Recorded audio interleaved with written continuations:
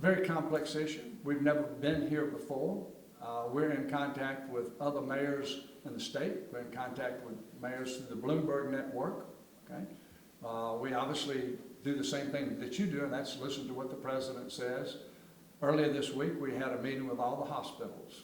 We're staying in this room. We're staying abreast of all the information coming out of the health department with Dr. Isho.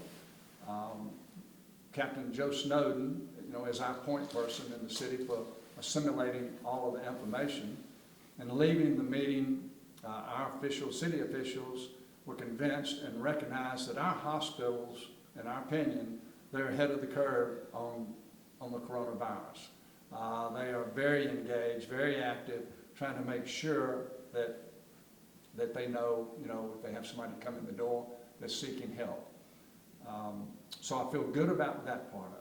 But when it comes to canceling events, and I hope you understand the thoughtfulness that I'm getting ready to say what I'm going to say.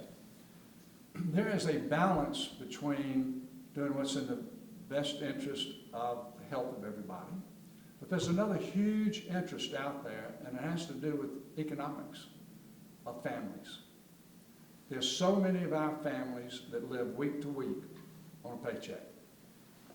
If we say we're going to shut down everything, just say be extreme, we're going to shut down stuff, the negative impact that will have on our families, is that greater than the exposure to the corona?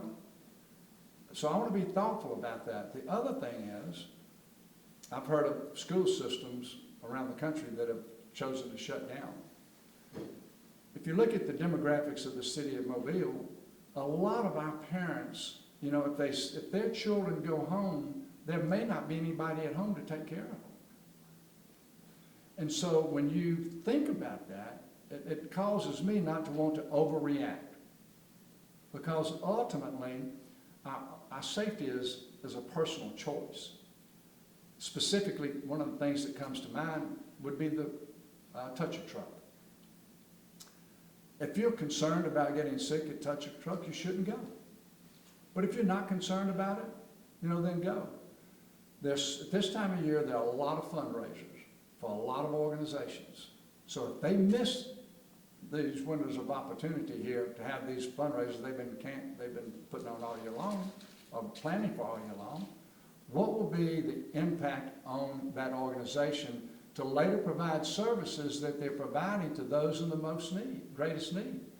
So I hope that you won't see me overreact to something and just say we're going to follow everybody else and do it because they're doing it. Then I close my remark by saying that I hope this is not taken out of context, bits and pieces of that, but I think the entire message is important because it's very sensitive, because when you start talking about the health and the impact that others can have on my health, your health, I get it.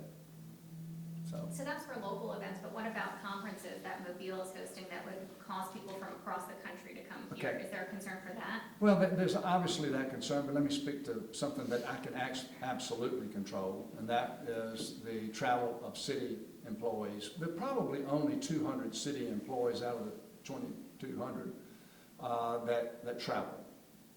As of earlier this morning in a meeting, we made the decision that we were not going to allow those city employees to attend conferences, going places that maybe, we know where they're all going, but I'm just going to say we have curtailed that until further notice. So that's one effort to make sure that we don't bring it back in here with the direct control people that I have something to say about. We're starting to see a lot of residents or local people here run to the grocery stores and buy a bunch of things. Yeah. What would you like to say to those people who are panicking right now? Well, in the city of Mobile, we live through hurricanes. It's not abnormal for us to go stockpile batteries and toilet paper and other things. Again, those are personal decisions. But the more things that we maybe overreact to, there's a reaction to that also. And scarcity creates panic. And so, if you're not going to need something over the next 4 weeks, you don't need a year's supply, maybe.